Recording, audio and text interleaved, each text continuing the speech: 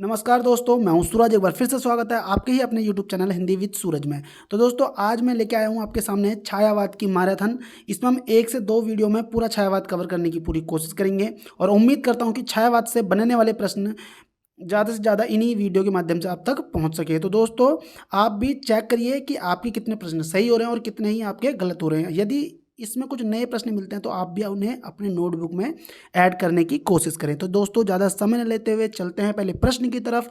पहला प्रश्न आपके सामने दोस्तों। पहला प्रश्न क्या है, 1 मिनट में स्क्रीन थोड़ी सी बड़ी कर देता हूँ।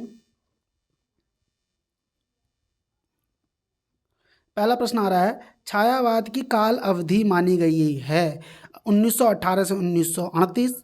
दूसरा ऑप्शन बोल रहा है 1900 से 1922। तीसरा विकल्प है 1918 से 1940, 1922 से 1940। दोस्तों, उसका सही उत्तर क्या होने वाला है दोस्तों? 1918 से 1938। देखा जाए तो 1900 लगभग 1918 से 1936 बोला जाता है मुख्य रूप से। लेकिन देखो, ये नगेंद्र क्या समय सीमा दिया हुआ है 1938, क्योंकि 36 में कहीं पे भी विकल्प है नहीं, और 40, 22, 40 ऐसे दिया हुआ है, तो हम सबसे नज़दीक इसको मानेंगे। और ये समय सीमा भी किसके द्वारा दी गई है? ये वाली 18 से 38 वाली नगेंद्र के अनुसार दी गई है। दोस्तों, आगे बढ़ते हैं दूसरे प्रश्न की तरफ। किस कवि की रचनाओं में छायावाद का पूरा आभास मिलता है? रूप नारायण पांडे, मुकुटधर पांडे, लोचन प्रसाद पांडे या डॉक्टर गोपाल शरण द्वारा? तो दोस्तों, किस कवि की रचनाओं में छायावाद का पूर्वाभास मिलता है? तो मुकुटधर की रचनाओं में हमें छायावाद का पूर्वाभास मिलता है।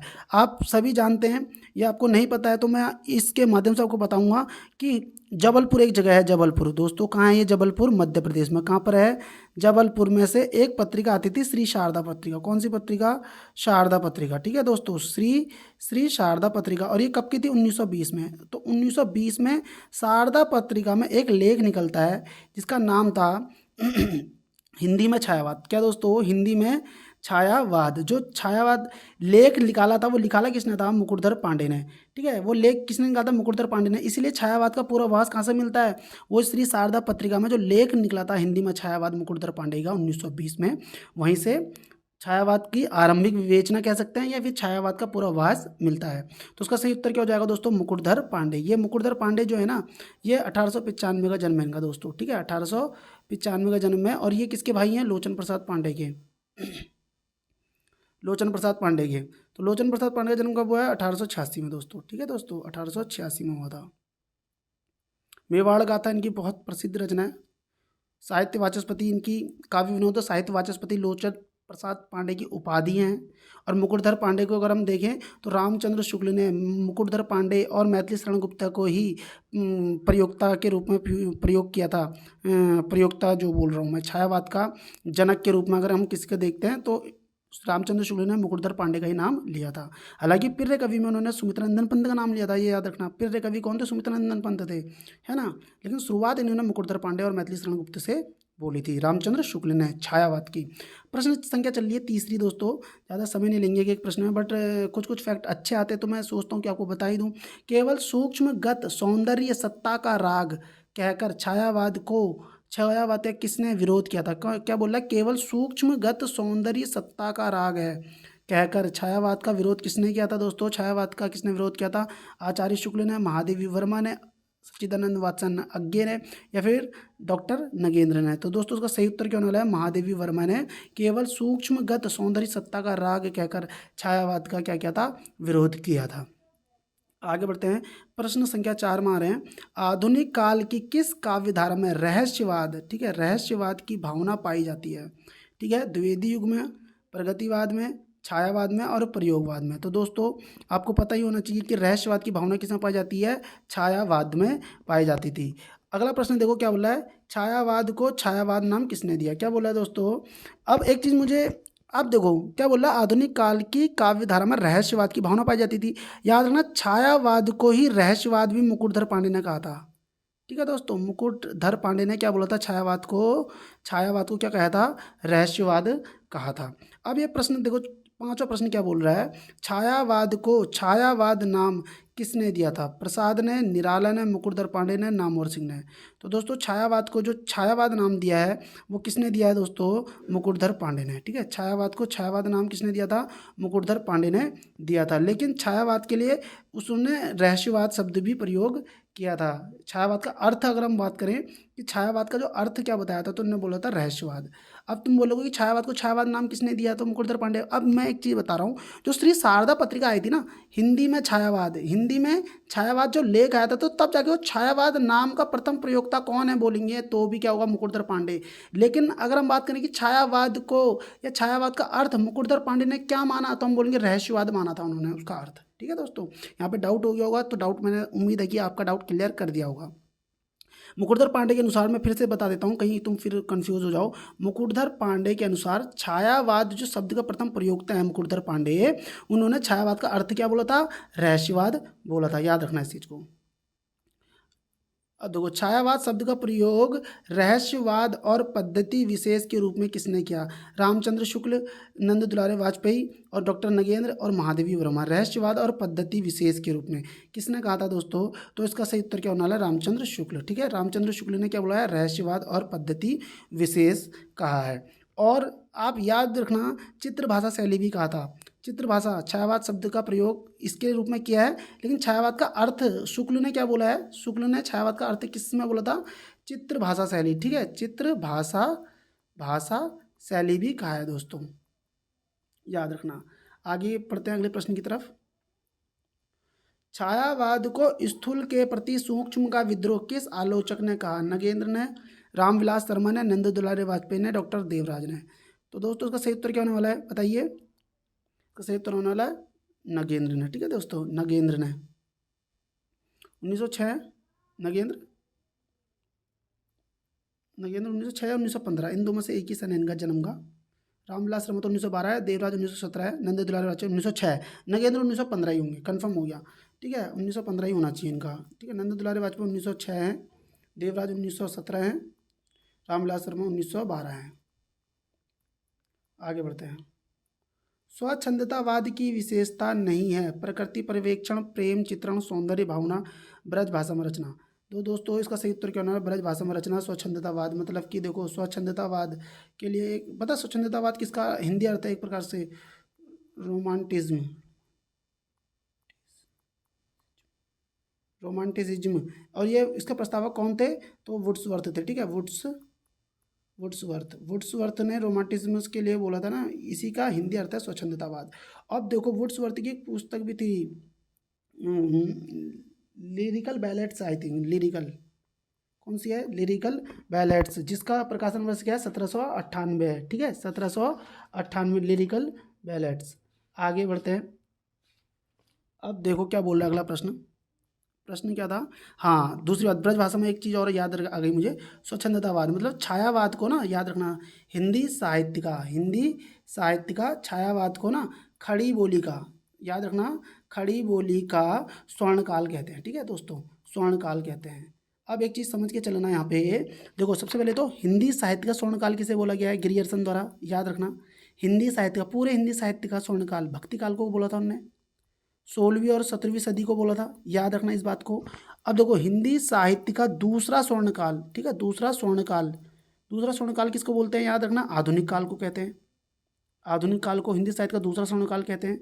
तीसरा प्रश्न देखो क्या बोल रहा है कि जो खड़ी बोली का स्वर्णकाल, खड़ी बोली का, हिंदी में खड़ी बोली का स्वर्णकाल किसके बोल रहे हैं? छायावाद को बोलते हैं।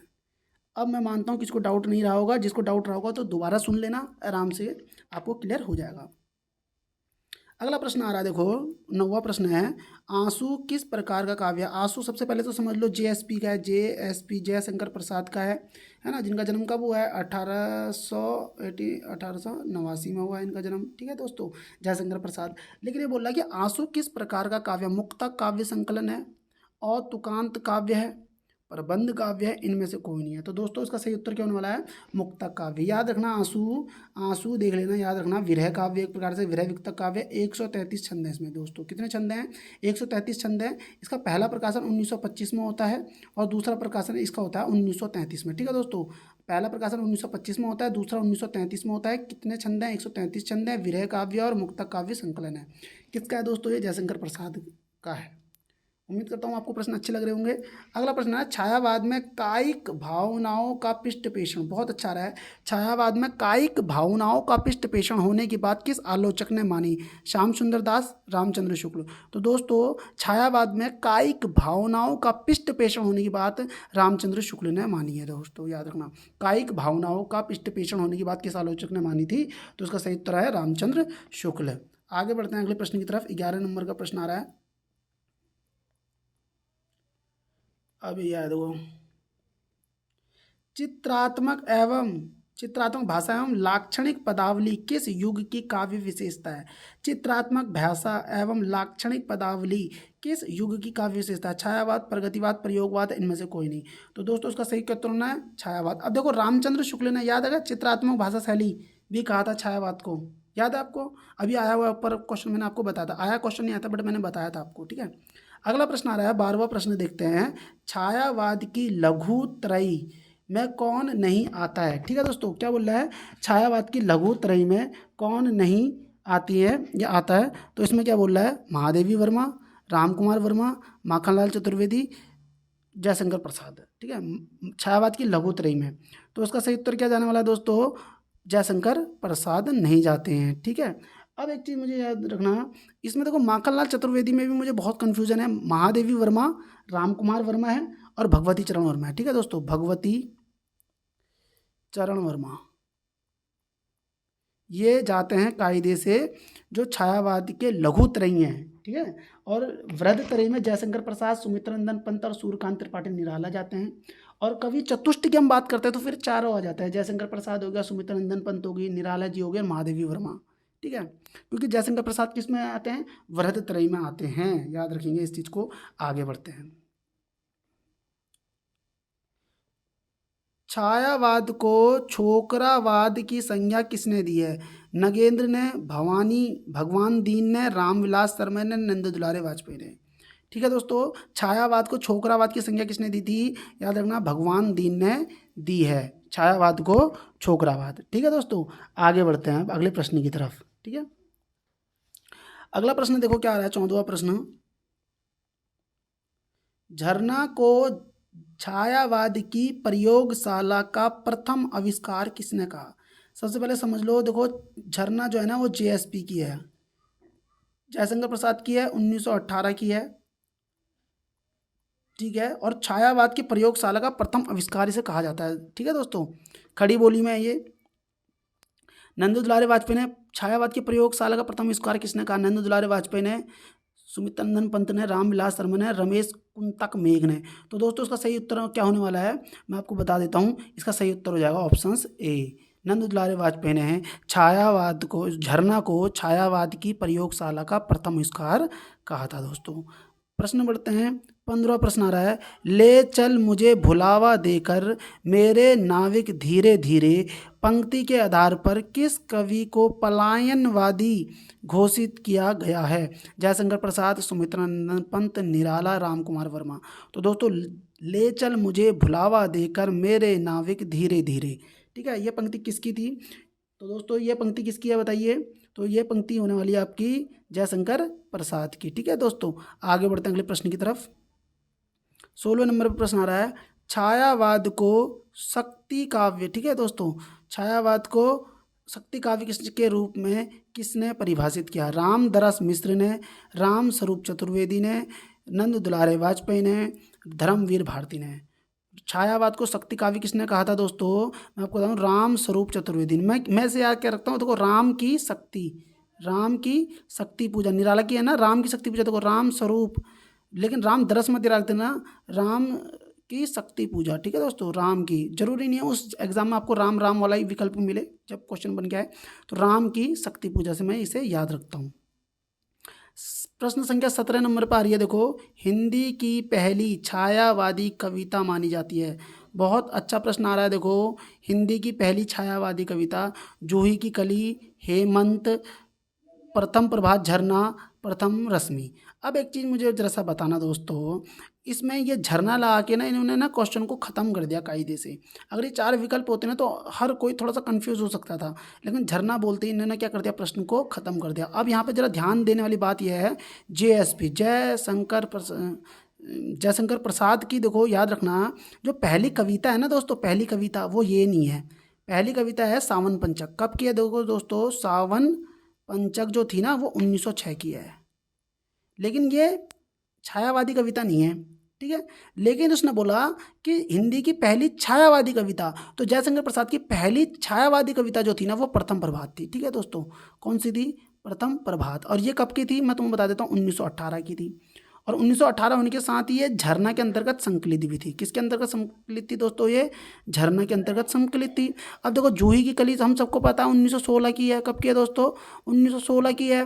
निराला जी की है ये, निराला जी की। अब याद रखना मुक्त छंद में है ये, कैस में है, मुक्त छंद में है, जिसको द्विवेदी युगीन के कवि क्या बोलते हैं, केंचुआ छंद या रबड़ छंद, ठीक है, केंचुआ छंद या रबड़ छंद बोलते हैं। अब जूही की कली याद रखना महावीर प्रसाद द्विवेदी ने सरस्वती में छापने से मना कर दिया था, तब जाके 1921 में जाके प्रभा पत्रिका में प्रकाशित हुई थी। याद रखेंगे इस चीज़ को भी। अगला प्रश्न आ रहा है देखो, हेमंत, ठीक है दोस्तों। हेमंत किसकी है, मैथिली शरण गुप्त की। किसकी है दोस्तों, मैथिली शरण गुप्त की। कब की है ये, 1905 की है दोस्तों, याद रखेंगे। और हेमंत है, और एक श्रीधर पाठक की भी है हेमंत, ठीक है, उसका नाम कुछ और है, वो 1900 की है। हेमंत 2 शब्द हैं उसमें, कुछ ऐसी कुछ हेमंत कुछ नाम है, मुझे याद नहीं आ रहा फिलहाल, लेकिन श्रीधर पाठक की भी है इसमें हेमंत नाम से ही, ठीक है दोस्तों। गुणवंत हेमंत है दोस्तों, याद आ गया मुझे, गुणवंत हेमंत, ठीक है दोस्तों। ये श्रीधर पाठक ने लिखी थी 1900 में, ठीक है। खड़ी बोली की पहली कविता थी उनकी है।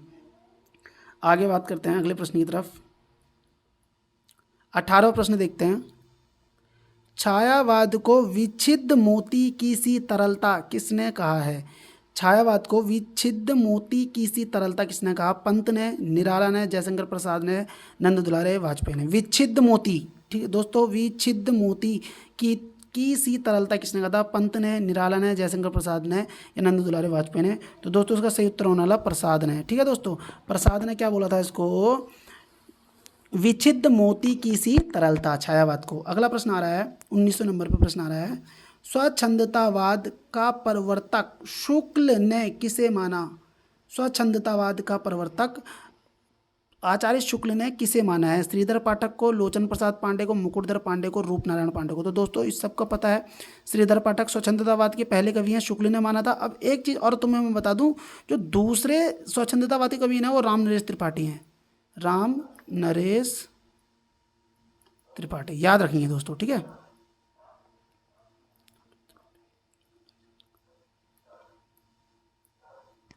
अगला प्रश्न संख्या आ रही है 20वां। अब इसमें देखो क्या बोल रहा है, छायावाद शब्द का अर्थ आचार्य शुक्ल ने अंग्रेजी के किस शब्द से जोड़ा है। छायावाद, प्रश्न संख्या देखो 20वां, छायावाद शब्द का अर्थ शुक्ल ने अंग्रेजी के किस शब्द से जोड़ा है, रोमांटिसिज्म, फैंटामेस्टा, शैडो या फिर इमेज। तो दोस्तों इसका सही उत्तर क्या होने वाला है, फैंटामेस्टा से जोड़ा हुआ है, ठीक है। सबको लगेगा रोमांटिज्म से जोड़ा हुआ है, लेकिन शुक्ल ने जो छायावाद शब्द का अर्थ है वो अंग्रेजी के फैंटामेस्टा शब्द से जोड़ा हुआ है। बहुत नया प्रश्न है और अच्छा प्रश्न है दोस्तों ये, ठीक है। आगे बढ़ते हैं अगले प्रश्न की तरफ। छायावाद की प्रवृत्ति नहीं है, 21वां प्रश्न देखो क्या बोल रहा है, छायावाद की प्रवृत्ति नहीं है, प्रणय अनुभूति की प्रधानता, सौंदर्य निष्ठ चेतना, दलितों का समर्थन और उत्थान और कर्मवाद। ठीक है दोस्तों, बहुत अच्छा प्रश्न है, नेट लेवल का प्रश्न है ये, इसको हल्के में ना लें, ठीक है। और ये प्रश्न तुम्हें पता है ना, विकल्प ABC इस तरीके से पूछा जा सकता है, इसमें 2-4 फैक्ट और 1-2 ऐड और करके। प्रणय अनुभूति की प्रधानता, सौंदर्य निष्ठ चेतना, दलित का समर्थन और उत्थान, कर्मवाद की प्रवृत्ति नहीं है। तो दोस्तों उसका सही क्या उत्तर होने वाला है, दलितों का समर्थन और उत्थान। ये काम तो भैया प्रगतिवाद वाले करते हैं, प्रगतिवाद वाले, ठीक है दोस्तों। आगे बात करते हैं 22वां प्रश्न, छायावाद को सांस्कृतिक नव जागरण से समृद्ध किसने माना है। छायावाद को सांस्कृतिक नव जागरण से समृद्ध किसने माना है? नगेंद्र ने, रामचंद्र शुक्ल ने, नंद दुलारे वाजपेयी ने या सुमित्रा नंदन पंत ने? तो दोस्तों इसका आंसर क्या होने वाला है कि नंद दुलारे वाजपेयी ने छायावाद को सांस्कृतिक नवजागरण, किसका नवजागरण किया था उन्होंने? बोल रहे हैं ये सांस्कृतिक नवजागरण। नंद दुलारे वाजपेयी बोलते हैं छायावाद जो था ना वो सांस्कृतिक नवजागरण से समृद्ध रखता था। ठीक है, अगला प्रश्न आ रहा है आपका 23वां प्रश्न है दोस्तों। छायावाद की मूल चेतना किस शब्द समूह से अधिक व्यक्त होती है?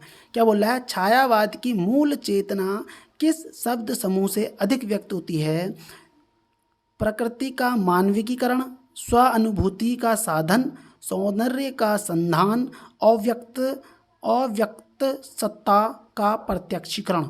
सवाल देखो क्या बोल रहा है, छायावाद की मूल चेतना किस शब्द समूह से अधिक व्यक्त होती है? प्रकृति का मानवीकरण, स्व अनुभूति का साधन, सौंदर्य का संधान, अव्यक्त सत्ता का प्रत्यक्षीकरण। तो दोस्तों इसका सही उत्तर होने वाला है ऑप्शंस ए, बिल्कुल प्रकृति का मानवीकरण तो उसका सबसे मेन है। अगला प्रश्न आ रहा है 24वां। छायावाद के समर्थन में सबसे पहला निबंध किसका है? क्या बोल रहा है? छायावाद के समर्थन में सबसे पहला निबंध किसका था? आचार्य नंद दुलारे वाजपेयी, सूर्यकांत त्रिपाठी निराला, मुकुटधर पांडे, जयशंकर प्रसाद। तो दोस्तों उसका सही उत्तर क्या होने वाला है? मुकुटधर पांडे। ठीक है, हिंदी में छायावाद सभी को पता है ना, 1920। आगे बढ़ते हैं। छायावाद को विलायती अभिव्यंजनावाद से प्रभावित किसने माना? तो छायावाद को विलायती अभिव्यंजनावाद से, अच्छा क्या बोल रहा है, छायावाद को विलायती अभिव्यंजनावाद से प्रभावित किसने माना? नगेंद्र, आचार्य शुक्ल, नंद दुलारे वाजपेयी, हजारी प्रसाद द्विवेदी। तो दोस्तों उसका सही उत्तर क्या होने वाला है? आचार्य रामचंद्र शुक्ल ने। तो उन्होंने तो उनको पलायनवादी भी बोला था ना, छायावादी को पलायनवादी बोला था। अब अगला प्रश्न आ रहा है, कलाधर किस कवि का आरंभिक उपनाम है? सुमित्रा नंदन पंत, राम कुमार वर्मा, जयशंकर प्रसाद, सूर्यकांत त्रिपाठी निराला। तो प्रश्न ये तो देखते ही बनने वाला प्रश्न है, जयशंकर प्रसाद। ठीक है दोस्तों, जन्म कब है? 1889, याद ही होगा सब लोगों को। और निराला को तो निराला ही बोलते हैं। सुमित्रा नंदन पंत के नाम तो प्रकृति के सुकुमार कवि हैं, चितेरे कवि हैं, छायावाद का वुड्सवर्थ है ना, इनके तो बहुत सारे नाम हैं।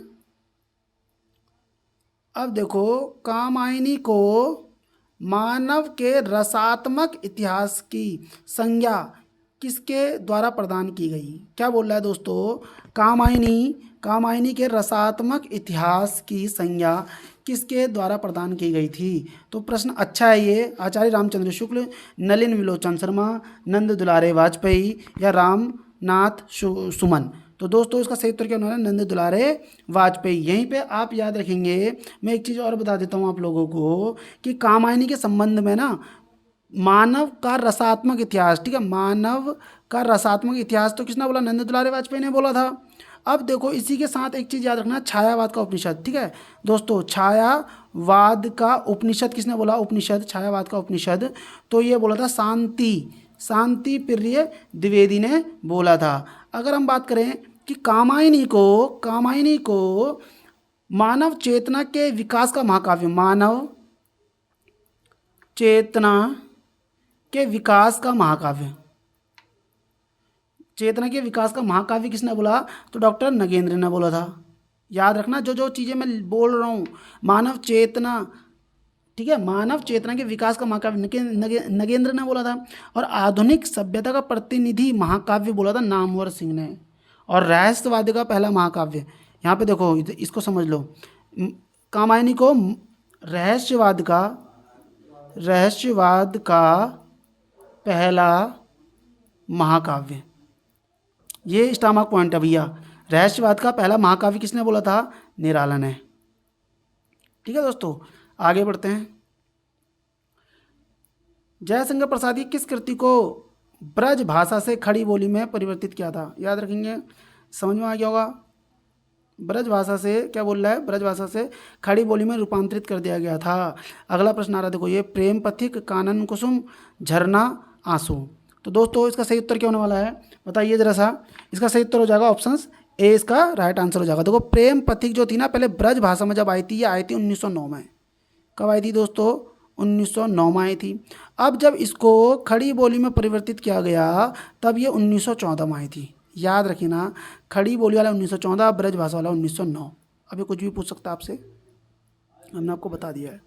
अगला प्रश्न देखो 29वां बोल रहा है, छायावाद में वक्रता का वैभव मिलता है, प्रसाद के काव्य में निम्नलिखित में से किसका उत्कर्ष मिलता है। छायावाद में वक्रता का वैभव मिलता है, प्रसाद के काव्य में निम्नलिखित में से किसका उत्कर्ष मिलता है। अभिव्यंजना का, विदग्धता का, चारुता का और चमत्कार का। बहुत अच्छा प्रश्न आ रहा है। देखो, प्रसाद के काव्य में निम्नलिखित में से किसका उत्कर्ष, उत्कर्ष मतलब ऊंचाइयों की तरफ पहुंचता है जो। अभिव्यंजना, द्विग्धता, विदग्धता, चारुता और चमत्कार। तो दोस्तों इसका सही उत्तर क्या होने वाला बताइए। इसका सही उत्तर हो जाने वाला है अभिव्यंजना। ठीक है दोस्तों, प्रसाद के उसमें जो है उत्कर्ष किसका हो रहा है, अभिव्यंजना का हो रहा है दोस्तों। अब देखो प्रश्न आ भी गया। देखो, कामायनी को छायावाद का उपनिषद किसने कहा। नंद दुलारे वाजपेयी ने, रामचंद्र शुक्ल ने, हजारी प्रसाद द्विवेदी ने, शांति प्रिय द्विवेदी ने। तो दोस्तों उसका सही आंसर क्या हो जाएगा, शांति प्रिय द्विवेदी ने है। ठीक है दोस्तों। अब नंद दुलारे वाजपेयी ने तो रसात्मक इतिहास बोला था ना, आपको पता ही है। वो छायावाद की पहली रचना मानी जाती है। ठीक है, छायावाद की पहली रचना पल्लव, लहर, कामायनी, झरना। अब एक चीज बताओ जरा सा, पल्लव 28 की है, लहर 1933 की है, कामायनी 1935 की है, झरना 1918 की है। अब खुद ही सोच लो तुम, इसका आंसर क्या होने वाला है दोस्तों। इसका आंसर क्या हो जाएगा, ऑप्शन डी इसका राइट आंसर हो जाएगा। आगे बढ़ते हैं। जल प्लावन भारतीय इतिहास की ऐसी प्राचीन घटना, जल प्लावन भारतीय इतिहास की ऐसी प्राचीन घटना है जिसको आधार बनाकर छायावादी युग में एक महाकाव्य लिखा गया है। इसका नाम क्या है। लोकायतन, कुरुक्षेत्र, कामायनी और उर्वशी। ठीक है दोस्तों, क्या बोल रहे हैं, जल प्लावन भारतीय इतिहास की ऐसी प्राचीन घटना है जिसको आधार बनाकर छायावादी युग में एक महाकाव्य, सबसे पहले तो देख लो, सुन लो दोस्तों, महाकाव्य लिखा गया है। लोकायतन, कुरुक्षेत्र, कामायनी और उर्वशी। तो दोस्तों इसका सही क्या उत्तर होने वाला बताइए। इसका सही उत्तर होने वाला है आपका कामायनी। ठीक है दोस्तों, कामायनी। जल प्लावन, याद रखना, जल प्लावन भारतीय इतिहास की ऐसी प्राचीन घटना है, जल प्लावन भारतीय इतिहास की ऐसी घटना है जिसको आधार बनाकर एक महाकाव्य। कामायनी कब का है दोस्तों, 1935 का है। ठीक है दोस्तों, आप सभी को पता होगा कामायनी के बारे में। तो कामायनी कितने सर्ग हैं इसमें, 15 सर्ग हैं। इसकी ट्रिक भी मैं तुम्हें बता सकता हूँ, तो एक दिन शॉर्ट ही बना दूंगा। चिंता की आशा से श्रद्धा ने काम वासना, लज्जित किया कर्म, ईर्षा ईड़ा ने स्वप्न में संघर्ष किया निद्रा। तो ये 15 के 15 सर्ग आ गए हैं। लेकिन मैं आपको फिर बता देता हूँ कि इसका शुरुआत जो होती है वो चिंता से होती है। चिंता नहीं करोगे तो क्या मिलेगा, लास्ट में देखो आनंद मिलेगा। ठीक है, चिंता नहीं करनी है क्योंकि लास्ट में क्या मिलेगा, आनंद। तो चिंता से शुरुआत हो रही है और आनंद में इसकी समाप्ति हो जाती है। ठीक है, ये एक प्रकार से कामायनी जो है ना दोस्तों, प्रसाद का अंतिम और सर्वश्रेष्ठ रचना भी मानी जाती है। इस चीज़ को जरा सा याद रखना आप लोग। और सुमित्रा नंदन पंत ने कामायनी को ना हिंदी का ताजमहल कहा है। ठीक है, क्या बोला है, हिंदी साहित्य का, मतलब हिंदी का ताजमहल सुमित्रा नंदन पंत ने कामायनी को बोला था। और श्याम नारायण पांडे जो आते हैं, श्याम नारायण आते हैं, वो विश्व साहित्य का 8वां महाकाव्य कामायनी को कह देते हैं। कौन, श्याम नारायण। एक ताजमहल बोल रहे हैं, एक 8वां महाकाव्य बोल रहे हैं। ठीक है, आगे बढ़ते हैं अगले प्रश्न की तरफ। कामायनी में निर्वेद, मतलब कि देखो निर्वेद सर्ग के बाद कौन सा सर्ग आता है, बहुत अच्छी बात है। मैंने क्या बोला था लास्ट में, देखो निद्रा, निद्रा। देखो निर्वेद याद रखना, निर्वेद, निर्वेद के बाद देखो नी आ रहा है, फिर उन्होंने दो बोला है तो दो से होता है दर्शन। ठीक है, नी द दर। अब देखो रौ आ रहा है, इसका हो रहा है रहस्य। ठीक है, फिर आनंद, निद्रा, इसको ऐसे लिख सकते हैं नी द रा। ठीक है, निर्वेद, दर्शन, रहस्य, रा आ रहा है ना लास्ट में, आ से फिर आनंद। देखो निद्रा, आनंद। तो इसका आंसर क्या हो जाएगा, देखो दो से दर्शन। ठीक है दोस्तों, आगे बढ़ते हैं। किस कवि के बचपन का नाम झारखंडी था। तो तुम्हें पता भी है प्रसाद के बचपन का नाम झारखंडी था। शेर सिंह का शस्त्र समर्पण किस रचना में संकलित है? भैया बहुत बहुत बहुत अच्छी चीज़ आ गई। अब देखो मैं तुम्हें इसे कैसे याद कराता हूँ। देखो, कामायनी, चित्राधार, लहर और गीतिका। तो दोस्तों इसका सही उत्तर क्या होने वाला बताइए? इसका आना होने वाला लहर। अब एक चीज़ याद रखना, लहर कब की है? याद रखना 1933 की है। ठीक है दोस्तों, कब की है दोस्तों लहर? 1933 की है। अब एक चीज़ समझ के चलना, आंसू, अच्छा लहर की बात कर रहा ना, लहर 1933 की है। अब एक चीज़ समझ के चलना जरा सा, लहर में, लहर को मैं क्या बोलता हूँ? LAMPS, lamps. मैं क्या बोलता हूँ लहर को? लैम्प्स बोलता हूँ। इसका मतलब समझो, देखो लहर, इसमें होता अशोक की चिंता, महाराणा का महत्व, ठीक है, और पी से क्या हो जाएगा? एस से तो शेर सिंह का शस्त्र समर्पण है। पी से एक और रचना आती है इसमें, पी से कुछ आती है इसमें, मुझे भी याद नहीं आ रही है। पी से भी कुछ ना कुछ रचना जरूर आती है, क्या हो सकती है वो पी से, मुझे अभी याद नहीं आ रही है, लेकिन पी से पक्का कुछ ना कुछ होगी जरूर। आप लोग भी देख लेना और आप कमेंट भी कर देना मुझे कि पी से ये वाली रचना थी, ताकि इसी माध्यम से मुझे भी पता लग जाए कि पी से वो क्या चीज़ मैं छोड़ रहा था दोस्तों। ठीक है, अच्छा मैं देख लेता हूँ। पी से क्या है? प्रलय की छाया। ठीक है, अशोक की चिंता, शेर सिंह का शस्त्र समर्पण, महाराणा का महत्व, प्रलय की छाया। बिल्कुल अब मुझे पता चल गया है, तो मैंने देख भी लिया। तो क्योंकि मेरा भी कन्फ्यूज़न हो गया था इसमें कि यार ऐसा क्या हो गया जो मुझसे छूट रहा है वो, लेकिन था वो पी से ही। आगे बढ़ते हैं, ठीक है, अगले प्रश्न की तरफ बढ़ते हैं। लैंप से लिखेंगे, सारी रचना आपकी निकल के आ जाएगी। अगला प्रश्न देखते हैं। अच्छा, इस करुणा कलित हृदय में अब विकल रागिनी बजती है, क्यों हाहाकार स्वरों में वेदना असीम गजरती है। इन पंक्तियों की रचनाकार कौन है?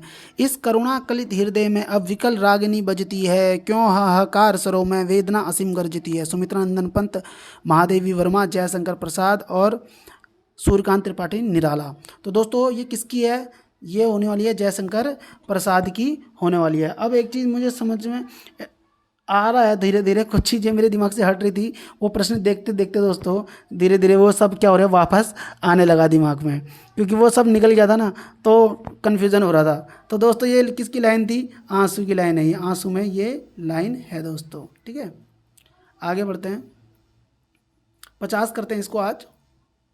हाँ, नखत की आशा किरण समान हृदय के कोमल कवि की कांत, पंक्ति किसकी लिखी हुई है? नखत की आशा किरण समान हृदय के कोमल कवि की कांत।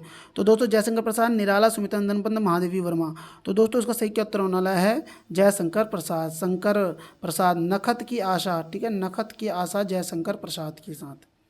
ठीक है, अब देखो, लहरें व्योम चूमती उठती, चपलाएं असंख्य नाचती, किस पंक्ति की कृति है? लहरें व्योम चूमती उठती, चपलाएं असंख्य नाचती, किस पंक्ति किस कृति की? लहर, झरना, आंसू, कामायनी। अब ये देखो दोस्तों, इसमें एक बड़ा अच्छा प्रश्न आया है और अच्छा विकल्प है। अब देखो, लहरें देख के सब लोग लहर में जाएंगे, 70 से 80%, है ना दोस्तों, 70 से 80% इसमें जाएंगे, लेकिन आंसर क्या जाएगा दोस्तों? कामायनी। लहरें व्योम चूमती उड़ती चल पाए असंख्य नाचती, पंक्ति किस कृति में है? तो दोस्तों इसका सही उत्तर होने वाला है कामायनी। और मैं बता रहा हूँ, लहर को लहर में जाएंगे की कोशिश बहुत लोग करेंगे और सब हो जाएगा गड़बड़। 39वां प्रश्न है, कामायनी का प्रकाशन काल क्या है दोस्तों? 1937, 1935, 1936, 1932। तो दोस्तों इसका सही क्या उत्तर होने वाला है दोस्तों? 1935 इसका सही उत्तर हो जाएगा। प्रश्न संख्या 40वां देखते हैं। जयशंकर प्रसाद की रचना, क्या बोल रहा है दोस्तों? जयशंकर प्रसाद की रचना, 40वां, जयशंकर प्रसाद की रचना, बब्रुवाहन, अयोध्या का उद्धार, प्रेम राज्य। तो दोस्तों ये तो सभी की इसकी है। बब्रुवाहन 1911 की है, अयोध्या का उद्धार 1910 की है, प्रेम राज 1909 की है। तो सारी इसी की हैं ये। अब देखो, निराला किसे अपना आध्यात्मिक गुरु मानते हैं? विवेकानंद को, परमहंस को, अरविंद को, कृष्ण को। तो दोस्तों सही उत्तर क्या है? विवेकानंद को अपना वो गुरु मानते हैं दोस्तों। बढ़ते हैं अगले प्रश्न की तरफ। 42वां प्रश्न देखो, निराला की किस कविता को महाकाव्यात्मक रचना की संज्ञा दी गई है? तुलसीदास, राम की शक्ति पूजा, सरोज, स्मृति, यमुना के प्रति। किस कविता को क्या बोला? महाकाव्यात्मक रचना की संज्ञा दी गई है। तो दोस्तों इसका सही उत्तर क्या होने वाला है? तो देख के आपको पता चल रहा होगा, लेकिन इसमें बड़ा कन्फ्यूज़न है क्योंकि कई लोगों को सरोज स्मृति लग रहा होगा, कईयों को तुलसीदास लग रहा होगा, कईयों को राम की शक्ति पूजा लग रहा होगा, है ना दोस्तों। तो याद रखना इसका आंसर है 1936। 1936 बोलते ही आधे लोगों को पता चल गया होगा इसका आंसर क्या होने वाला है दोस्तों, राम की शक्ति पूजा। सरोज स्मृति 1935, ठीक है दोस्तों। तुलसीदास 1938, ठीक है। यमुना के प्रति, इसका सन मुझे याद नहीं है। राम की शक्ति पूजा को क्या कहा गया, महाकाव्यात्मक रचना की संज्ञा भी दी गई है दोस्तों। अगला प्रश्न आ रहा है, राम की शक्ति पूजा का मूल आधार है वाल्मीकि रामायण, रामचरितमानस, कृतवासी रामायण, साकेत। तो दोस्तों बहुत अच्छा प्रश्न आया है ये भी। इसका सही उत्तर क्या होने वाला है, ऑप्शन ए, कृतवासी रामायण कृतवास की है, ठीक है। अगला आ रहा है 44, निराला का प्रथम काव्य संग्रह कौन सा है, जूही की कली, अणिमा, बेला, अनामिका, ठीक है। अब जिसको सन पता होंगे वो आराम से निकाल लेगा दोस्तों, जैसे कि ये 1923 की है ना। इसका दूसरा भाग ही 1938 में आया था, ठीक है। अणिमा 1943 की है, बेला 1946 की है, जूही की कली 1916 की है। अब बताओ निराला का प्रथम काव्य संग्रह कौन सा हो सकता है, अब मुझे बताओ। अब देखो कई लोग सोचेंगे इसका आंसर ए हो जाएगा, जूही की कली। तो भैया काव्य संग्रह, काव्य संग्रह, काव्य संग्रह, काव्य संग्रह भी ध्यान देना है। क्यों देना है, अब इसका समझो जरा। अनामिका के अंतर्गत देखो 1923 ये काव्य संग्रह था, अणिमा काव्य संग्रह था, बेला भी काव्य संग्रह था। जूही की कली तो खुद किसके अंदर शामिल है, किसके अंदर शामिल है, अनामिका के अंतर्गत शामिल है, सॉरी किसके अंदर शामिल है, परिमल के अंदर शामिल है। जूही की कली, जूही की कली किस में शामिल है, परिमल में शामिल है 1930 वाले में, है ना। तो ये कैसे हो जाएगा, गलत हो जाएगा ना आंसर। इसीलिए आंसर को देखना भी नहीं है, मतलब आंसर को देखना भी है और साथ में प्रश्न को भी समझना है कि प्रश्न किस तरीके का चल रहा है। कहीं ऐसा नहीं हो कि आप देखते रहेगा और आप सोचो कि भाई अब तो मैंने सही कर दिया, अब तो कोई दिक्कत ही नहीं है, और बाद में पता चल रहा हो जो तुमने किया वो तो गलत हो गया मामला। क्यों हो गया गलत, क्योंकि तुमने सवाल को समझा ही नहीं, है ना। तो सवाल को समझना भी बहुत ज़रूरी है, नहीं तो आपका गड़बड़ हो जाएगा सब मामला। आगे बढ़ते हैं। अब देखो जो अनामिका भाग 2 है ना, इसमें एक चीज़ याद रखना दोस्तों, अनामिका भाग 2 में सरोज स्मृति भी है, राम की शक्ति पूजा भी है, जो एडवर्ड थे राजा उनकी भी कुछ कविता है इसमें, रेखा भी है, वह तोड़ती पत्थर भी है, यस है ना, ये भी इसी में ही है सब में, अनामिका भाग 2 में। सब चीज़ें बताऊंगा अभी, धीरे धीरे आएंगे। अब देखो प्रश्न आ रहा है बादल राग, बादल राग के रचयिता कौन है दोस्तों, बादल राग प्रसाद पंत, निराला, महादेवी वर्मा। तो ये सब देखते ही आपको पता चलने वाला है कि दोस्तों इसका सही उत्तर क्या होने वाला है, सूर्यकांत त्रिपाठी निराला। और बादल राग की खासियत मैं तुम्हें बता दूं दोस्तों, ये भी परिमल में ही शामिल है, परिमल काव्य संग्रह में शामिल है। परिमल कब का है, परिमल 1930, ठीक है दोस्तों। परिमल कब की है, 1930 की ये रचना है। आगे बढ़ जाए दोस्तों। अनामिका काव्य किनके द्वारा रचित है, अज्ञे, निराला, धूमिल, सुमन। तो दोस्तों सूर्यकांत त्रिपाठी निराला के द्वारा है।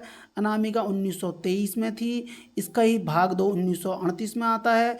और जब 1938 में आता तो इसमें कई सारे काव्य संग्रह भी, कविताएं शामिल थी। मैंने जैसे तुम्हें बताया था, नौ बेला हो गई, सरोज स्मृति है, तोड़ती पत्थर है, रेखा, राम की शक्ति पूजा, सम्राट एडवर्ड अष्टम के प्रति, सच है, ये सब किसके अंदर कविताएं शामिल थी, अनामिका भाग 2 के अंतर्गत। और सबसे ज़्यादा पूछा क्या जाता है मैं तुम्हें ये बता देता हूँ, एक तो पूछा थी राम की शक्ति पूजा, दूसरा पूछा जाएगा सरोज स्मृति किसके अंदर शामिल है, तुम बोलोगे अनामिका भाग 1 या भाग 2, तो याद रखना दोस्तों भाग 2 के अंतर्गत शामिल है। अगला प्रश्न आ रहा है 47वां प्रश्न है, मंगहू महंगा रहा शीर्षक कविता किसकी है भैया, मंगहू महंगा रहा, महंगा रहा, महंगू महंगा रहा शीर्षक कविता किसकी है, पंत की, निराला की। तो दोस्तों इन्हीं 2 में आंसर था, तो इसलिए मैं आगे नहीं जाऊंगा इसमें। तो इसका दोस्तों सही उत्तर क्या होने वाला है बताइए, इसका सही उत्तर होने वाला है आपका, बताइए, निराला, ठीक है दोस्तों, निराला इसका सही उत्तर हो जाएगा। अगले बढ़ते हैं अगले प्रश्न की तरफ। आधुनिक प्रश्न देखो क्या बोल रहा है, आधुनिक हिंदी साहित्य में लंबी कविताओं में लेखन का श्री गणेश किसने किया, मुक्तिबोध, निराला, अज्ञे और दिनकर। तो दोस्तों उसके क्या है, सूर्यकांत त्रिपाठी निराला ने ही किया है, जो कि सरोज स्मृति लिखी है, राम की शक्ति पूजा लिखी है ना, तुलसीदास लिखी है। आगे बढ़ते हैं। अपारजिता अपराजिता के रचयिता कौन है? रामेश्वर शुक्ल अंचल, नरेंद्र शर्मा, दिनकर, माखनलाल चतुर्वेदी। अपराजिता किसकी है दोस्तों? ये अपराजिता रामेश्वर शुक्ल अंचल, नरेंद्र शर्मा, रामधारी सिंह दिनकर, माखनलाल चतुर्वेदी। तो अच्छा प्रश्न है दोस्तों, रामेश्वर शुक्ल अंचल की ये रचना है। आगे बढ़ते हैं। रविंद्र कविता कानन के रचयिता कौन है? रविंद्र कविता कानन, प्रसाद, मैथिली शरण गुप्त, निराला या फिर हरिओद। तो दोस्तों इसका सही उत्तर क्या होने वाला बताइए? रविंद्र कविता कानन के रचयिता कौन है? तो उसका सही उत्तर होने वाला दोस्तों सूर्यकांत त्रिपाठी निराला। अगला प्रश्न देखते हैं। अगला प्रश्न कौन सा हमारा? 51वां प्रश्न। विधवा को इष्ट देव के मंदिर की पूजा सी किसने कहा है? विधवा को इष्ट देव के मंदिर की पूजा सी किसने कहा है? पंत ने, निराला ने, प्रसाद ने, नागार्जुन ने। तो दोस्तों इसका सही उत्तर क्या होने वाला है? इसका सही उत्तर निराला ने। और निराला ने महादेवी वर्मा को क्या बोला था? सरस्वती, है ना, विद्या मंदिर की वीणा पाणी भी बोला है, सरस्वती भी बोला है। अब प्रश्न बनना है 52वां। जूही की कली उदाहरण है। निराला की जूही की कली उदाहरण है मात्रिक छंद का, वर्णिक छंद का, मुक्त छंद का, इनमें से कोई नहीं। तो मैं शुरू में बता चुका हूँ मुक्त छंद का उदाहरण है। आगे देखो क्या बोल रहे हैं। रबड़ छंद या केंचुआ छंद किस कवि की रचनाओं को लक्ष्य करके कहा गया? दिनकर की, कुंवर बेचैन की, महादेवी वर्मा, निराला। तो इसका आंसर क्या है? सूर्यकांत त्रिपाठी निराला की। अगला प्रश्न देखो क्या बोल रहा है दोस्तों, 54वां प्रश्न है। निराला की लंबी कविताओं में कौन लंबी कविता नहीं है? भिक्षुक, कुकुरमुत्ता, सरोज स्मृति, राम की शक्ति पूजा। तो दोस्तों बहुत अच्छा प्रश्न बन गया देखो यहाँ पे। और इसमें सही उत्तर क्या जाने वाला है? तो इसका सही उत्तर जाने वाला है भिक्षुक। ठीक है दोस्तों। और भिक्षुक किस में है? तो ये भी याद रख लेना दोस्तों, परिमल में है दोस्तों, ये परिमल के अंतर्गत शामिल है।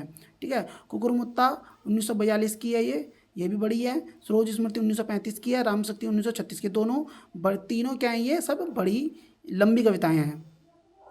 निराला का जन्म कहाँ हुआ? उत्तर प्रदेश में, उड़ीसा में, बिहार में, बंगाल में। सूर्यकांत त्रिपाठी निराला का जन्म कब हुआ है? कहाँ पे हुआ है दोस्तों? तो इसका सही उत्तर क्या होने वाला है? बंगाल में हुआ था। सूर्यकांत त्रिपाठी निराला का जन्म कहाँ हुआ था दोस्तों? बंगाल में हुआ है। ठीक है। और जन्म कब हुआ है सूर्यकांत त्रिपाठी निराला का? तो इनका जन्म जो हुआ है 21 फरवरी 1896 को हुआ है ना दोस्तों। और जन्म स्थान है बंगाल में महिषादल में, मेदिनीपुर, महिषादल। ठीक है दोस्तों, कहाँ पर? महिषादल में और मेदिनीपुर में हुआ है। ठीक है। अब बात करते हैं अगले प्रश्न की। 56वां प्रश्न बोल रहा है, राम की शक्ति पूजा निराला के इन दो कविताओं का सार तत्व समाहित है। ठीक है। राम की शक्ति पूजा में निराला की दो कविताओं का सार तत्व समाहित है। तुलसीदास सरोज स्मृति, तुलसीदास बादल राग, सरोज स्मृति तोड़ती पत्थर, जागो फिर एक बार और तुलसीदास। तो दोस्तों इसका सही उत्तर क्या होने वाला है बताइए? इसका सही उत्तर क्या हो जाएगा? ऑप्शन ए इसका राइट आंसर हो जाएगा। तुलसीदास और सरोज स्मृति, इन दोनों का सार क्या है, किसमें समाहित है? राम की शक्ति पूजा में। अब देखो तुलसीदास लिखी थी 1938 में लिखी हुई है, सरोज स्मृति 1936 में लिखी हुई है, और राम की शक्ति पूजा कब की लिखी हुई है? सॉरी, ये 1935 में है और ये 1936 में लिखी हुई है। आगे बढ़ते हैं अगले प्रश्न की तरफ। तो आज के लिए काफ़ी है दोस्तों। उम्मीद करता हूँ प्रश्न आपको अच्छे लगे होंगे, डिटेलिंग आपको अच्छी लगी होगी। अगर वीडियो आपको अच्छी लगी तो प्लीज़ वीडियो को लाइक करेंगे, चैनल को सब्सक्राइब करेंगे। मिलते हैं नेक्स्ट वीडियो में। Thank you, bye bye.